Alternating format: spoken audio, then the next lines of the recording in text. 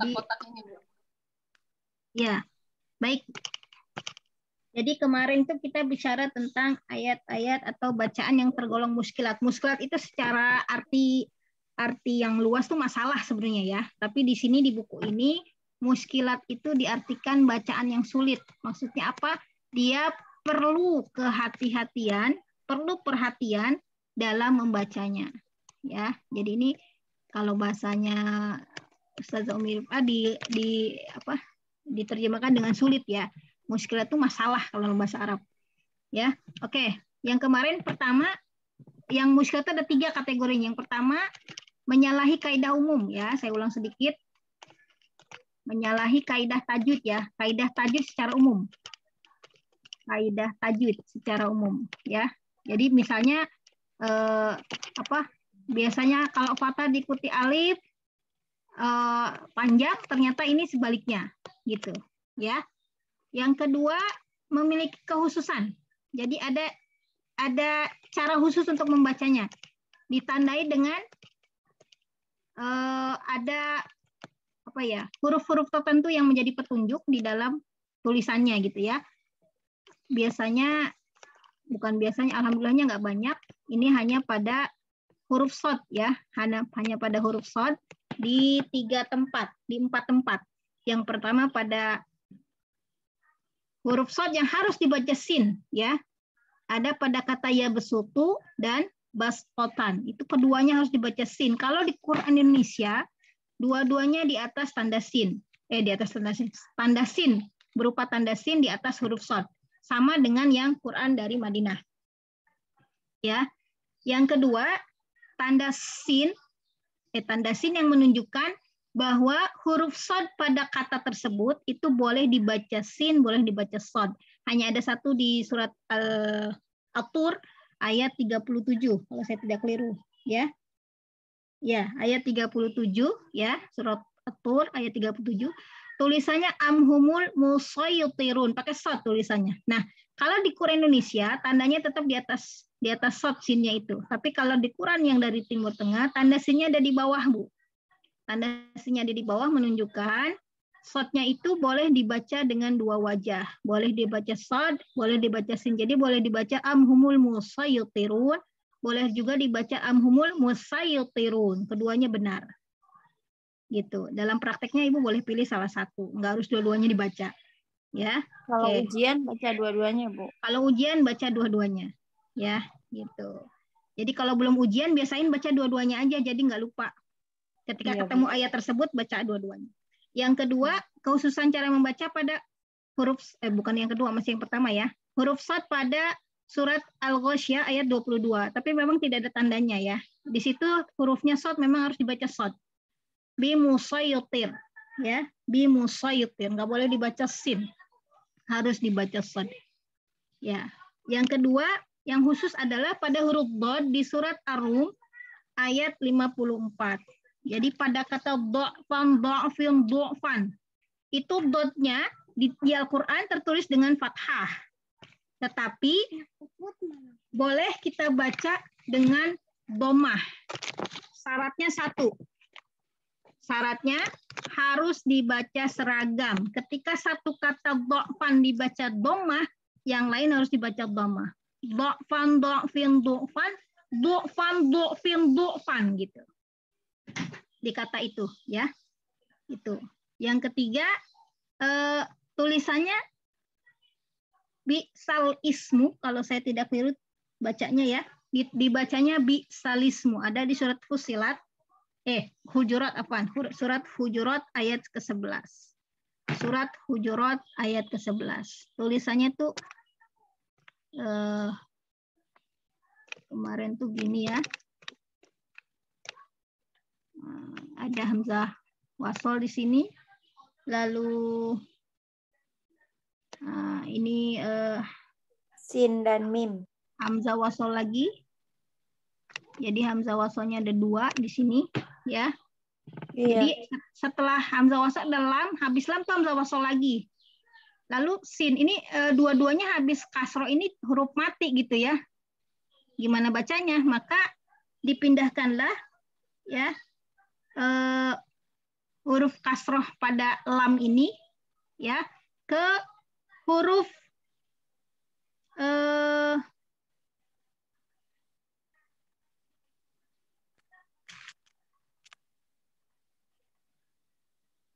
ini salah ini penjelasannya. Ke huruf yang ini, yang kedua ya. Jadi bacanya itu menjadi bisalismu. Salah. Bisalismu. Nah, tadinya lamnya itu sukun bisalismu ya. Nah, tapi sekarang lamnya jadi berharokat kasroh. Ya.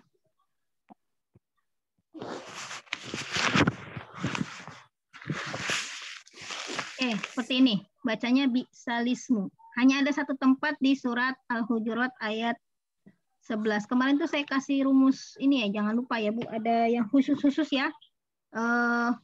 Yang pertama itu kalau sakta Ibu harus hafal ya, ada 4 tempat ya. Yang kedua kemarin ismam itu ya, urutan-urutannya ngafalinya gampangnya gini. Halo Dede. Surat 12 ayat 11. Lalu surat 11 ayat 41.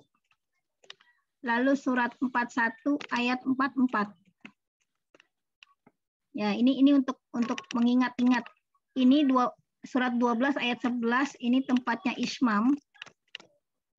Ya. Karena ketika pilihan ganda itu suka bingung Bu ya nanti. Nah, kalau yang hud ini adalah imalah.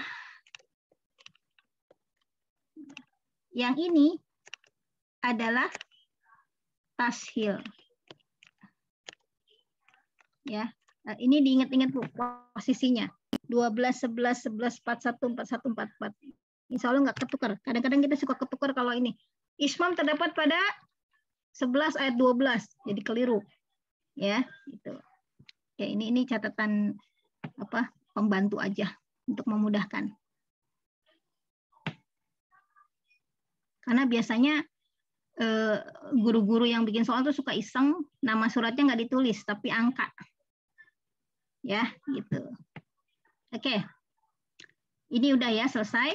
Nah, sekarang kategori ketiga dari muskilat itu adalah yang sering salah dibaca. Jadi, tulisannya memang demikian, harusnya bacanya demikian gitu. Tapi kita sering salah bacanya. Ya, kalau yang nomor 1 kata tadi tulisannya begitu, tapi dibacanya begini gitu. Ada alif, kok alifnya malah nggak dibaca misalnya itu, bagian pertama. Bagian kedua, tulisannya begitu, short, kok dibacanya harus sin gitu. Ya itu. Nah kalau yang bagian ketiga ini, tulisannya nggak ada masalah. Harusnya tulisannya kita baca sesuai apa yang tertulis gitu ya. Nah cuma sering salah. Sebenarnya Ibu bisa baca sendiri, cuman nggak apa-apa. Yang tapi kategori yang yang umum yang pertama itu adalah kesalahan pada mat lazim ya Bu, mat lazim kilmi. Nah mat lazim kilminya kadang-kadang kurang, harusnya 6 dibaca kurang, lalu ada isi tolahnya ya. Nah, seperti di surat Al-Fatihah ayat terakhir. Ya, jadi ada huruf dot di situ. Nah, jadi kesalahan yang kedua. Pertama, do-nya kurang istiqolah. Jadi kita sering baca walabbo, enteng banget gitu ya. Walabbo gitu. Baru masuk ke makhraj tapi sifatnya belum terpenuhi. Walabbo. Nah, terus panjangnya harus 6.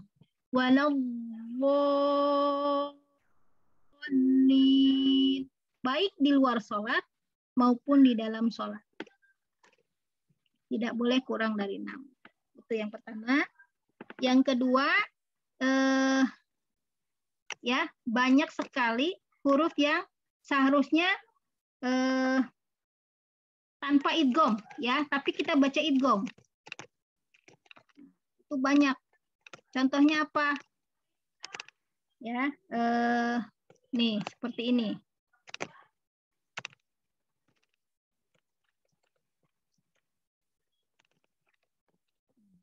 Nih ya, huruf dot sukun bertemu dengan po sukun. Ya, udah gitu dot sukunnya mati. Nah, kesalahannya kita sering membacanya po, langsung masuk ke po. Gitu. Jadi tetap huruf dotnya harus muncul istitolahnya. Nah, ada istitolah. Lalu huruf dot tersebut tidak boleh diidghamkan ke huruf po. Al-qorruhu. Ketika membaca tuh ada pergeseran lidah dari geraham, ya, dari geraham ke arah depan karena dari bo ke po. Al-qorruhu. Gitu. Ya. Ini agak banyak yang tanpa idgham ya, harusnya dibaca tanpa idgham, tapi kita kesalahannya suka membaca dengan idgham. Lalu istitolahnya tidak ditampakkan. Apalagi contohnya. Nah, jadi ibu-ibu bisa lihat kalau di astagfirullahaladzim. Nggak bisa nulis lagi. Kalau habis ngapus nggak bisa nulis. Sampai sekarang saya belum tahu caranya. Ya, pamanil. Nah, ini. Ya. Ini ada bo, di sini ada po lagi. Nah, ini masalahnya. Pamanil tu. Nah, nggak boleh dibaca pamanil tu, langsung ke po nggak boleh. Pamanil turo gitu. Ya. Banyak lagi tuh nomor 8, nomor 9 di buku ya. Karena di sini kan Ustazah menyusunnya berdasarkan nama surat ya, urutan surat ya, gitu. Tapi kalau Ibu sempat waktu, coba dirangkum jadi satu kelompok gitu supaya mudah mengingatnya. Ya. Gitu. Al-Fawtum gitu ya di Al-Baqarah tuh. Itu juga sama. Jadi huruf dotnya seringkali istitolah ngilang lalu dimasukkan oleh kita ke huruf yang di depannya. Nah, itu salah. Ya, kalau ini kan do ketemu to, kalau yang ini satu lagi tadi dot ketemu ini. Dot ketemu ta. Apakah dia satu makhraj? Kan tidak ya. Nah, maka nggak boleh diidghamkan. Tetap dotnya harus nampak sebagai huruf yang hidup gitu ya, yang kelihatan. Lalu taknya juga gitu. Afaltum, gitu. Ya, afaltum. Nggak boleh afaltum, salah. Gitu. Ya, itu. Oke. Oke, itu ya. Atau arrogtum, sama tuh. Ya, ini sejenis. Arrogtum. Nah, ini do ketemu tak di sini nih.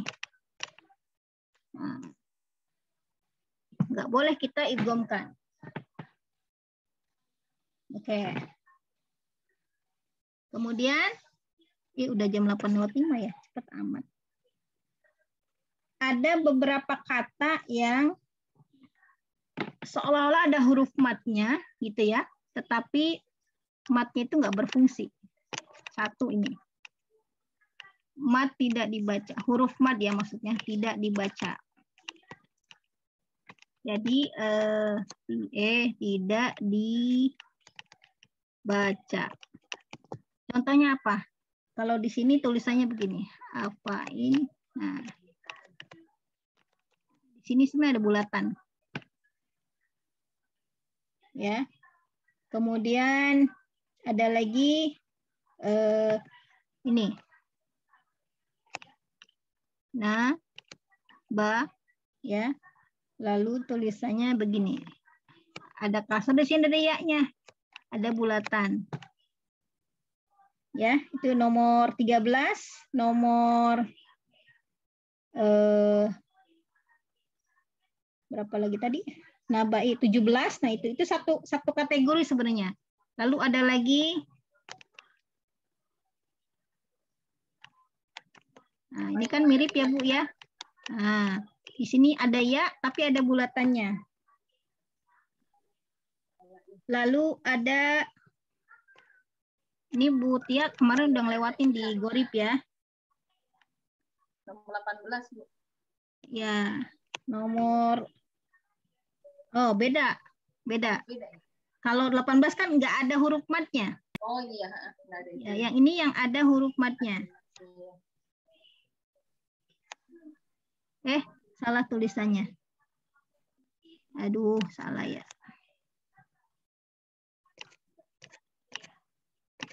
Nah, ini kan tulisannya gini. Ada ya, lalu di sini. Nah, di sini alifnya ada bulatannya, Bu. Nah, ini sebenarnya nomor 26, maaf 27, lalu 29, ya. Ada lagi nggak?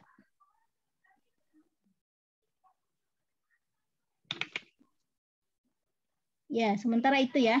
Itu satu kategori, Bu. Nggak boleh dibaca matnya. Jadi ini dibaca afain, fa-nya dibaca pendek.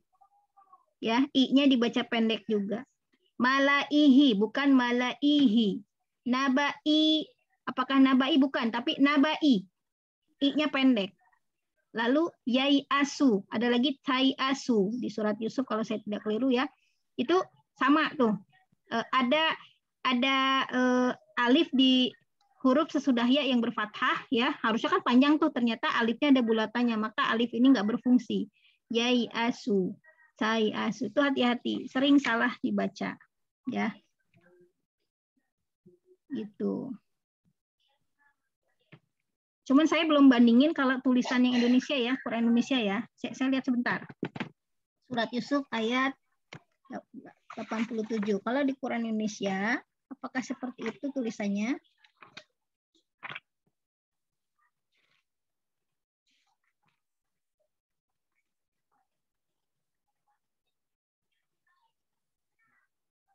Ya, tulisannya sama ternyata. Seperti itu tulisannya. Kalau Quran Asy-Syahid itu Quran Timur Tengah ya, Bu? Dia terbahasa Indonesia, tapi mengikuti khot seperti yang di Timur Tengah. Jadi yang apa? Yang harokat sukunnya, sukun apa namanya?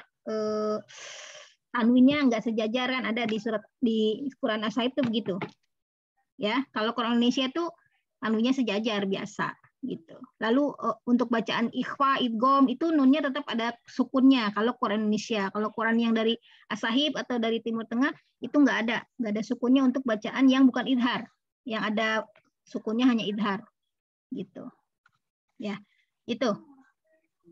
Jadi kalau ibu-ibu biasa baca Quran As-Sahih sebenarnya nyambung sama baligonya, nyambung tuh. Ya, insya Allah nyambung. Kalau pakai Quran Magfiroh misalnya yang dari Indonesia itu Magfiroh, terus Samil itu juga cetakannya tulisannya tulisan Arab Indonesia ya, bukan seperti yang nggak persis sama seperti yang dari Timur Tengah gitu. Sudah disesuaikan dengan kondisi kita yang nggak berbahasa Arab gitu ya. Gitu. Ini seperti ini, Bu. Ya, ini hanya sedikit saja, nanti kita lanjutkan pekan depan, sudah jam 8:10. Saya khawatir ibu punya agenda lain. Ya, tapi kira-kira seperti itu. Nanti silakan dibaca, kalau ada yang mau ditanyakan ya kita bahas di pekan depan ya. Ya. Jadi kalau saya dulu cara supaya ingat gitu yang sekian halaman ini, yang kolom sekian halaman ini ya, tabel sekian halaman ini saya bikin kategori kayak gini, karena kalau enggak pusing lihatnya. Karena banyak ya. Jadi saya buat seperti ini. Nanti ada yang itbaq tanpa kol-kolah. Ada beberapa contoh kan di situ. Nah, gimana caranya? Nah, termasuk yang itu nih tuh kayak yang tadi ya, kayak utumina, iti ya, itu sebenarnya satu kategori tuh. Oh, ya, yang nggak dibaca. Ya, dia masuk ke kelompok yang ketiga ini, yang rawan salah dibaca, gitu. Karena kita biasanya berpatokan ke kaidah kaidah hamzah wasol kan, gitu. Ya, nah gitu. Itu sebenarnya masuk ke sini Bu, cuman karena sudah dimasukkan ke dalam bagian yang hamzah wasol, tidak dimasukkan ke sini semua. Yang kalau nggak salah Yang dimasukin cuma itu nih aja. Yang itia nggak ada di sini. Tapi sebetulnya itu masuk di hamzah wasal juga kan ya? Iya, sebenarnya iya. Jadi yang pengecualian hamzah wasal termasuk itu nih ini. Jadi itu nih, utumina, itia, iti. Nah itu. Sama itu yang kata benda, yang isim. Kalau mengawali dari hamzah wasal yang merupakan kata benda, dia harus kasroh semua. Ismun, ibnatin, imruun, isnaini, isnataini, apalagi itu ada 7 ya. Nah itu adalah pengecualian hamzah wasal. Yang terakhir adalah hamzah wasal yang diiringi dengan lam. Dia menjadi alif lam ta'rif, nggak berlaku tuh kasroh, domah, nggak berlaku. Dia hanya berlaku fathah, ingat nggak? Ya, kemarin waktu Butia baca bingung, saya ulang sedikit. Hamzah wasal, hamzah wasal tetap jadi hamzah wasal. Ini secara singkat ya.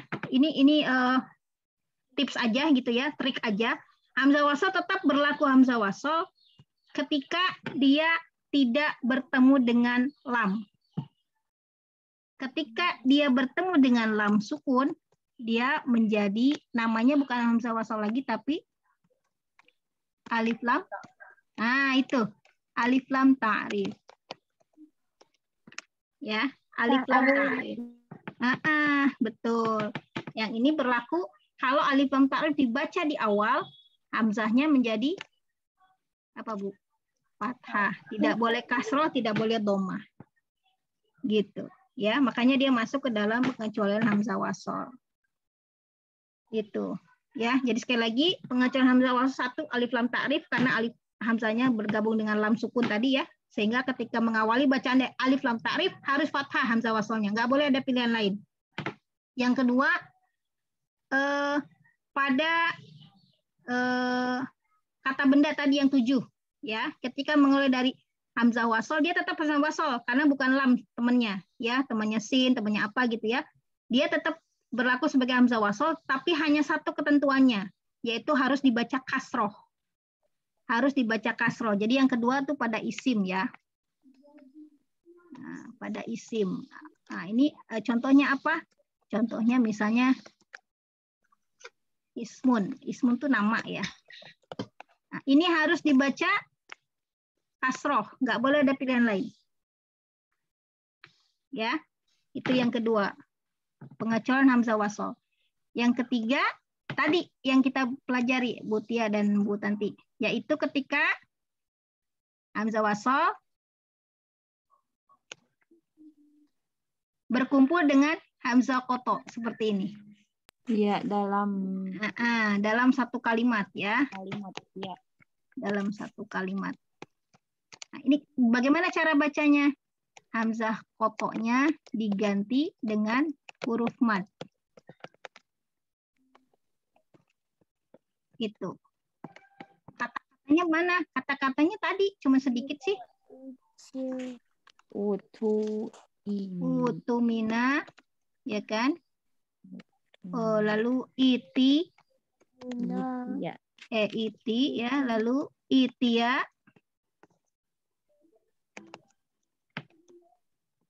lalu satu lagi utia, ada utia satu lagi Bu. Nanti itu di halaman yang berikutnya tuh Bu Tia. Utia. Nah, yang terakhir tadi apa itu nih yang udah sangat populer ya. Itu nih. Utumina. Ituni. Utumina ada ini kan utumina. Itu nih. Kok di sini sih. Utumina itia itu. Ya. Jadi itu nih, utumina, iti, itia, utia. Itu. Ya, ini aja pengecualiannya. Nah, pengecualian yang hamzah wasal ini rawan dibaca salah ketika kita memulai bacaannya dari kata-kata tersebut gitu. Jadi dia kalau muskilatnya masuk ke golongan ketiga gitu. Masuk ke golongan yang ketiga yang sering salah dibaca. Gitu, ya.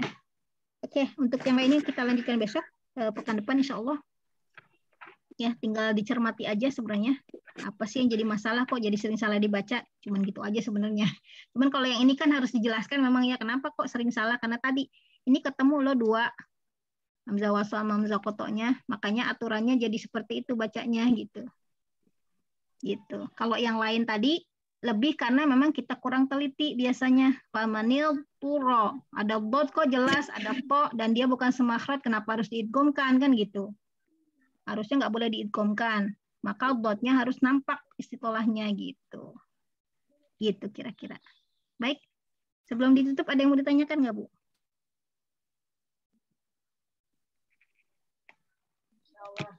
Berarti insya Allah tinggal 2 kali pertemuan.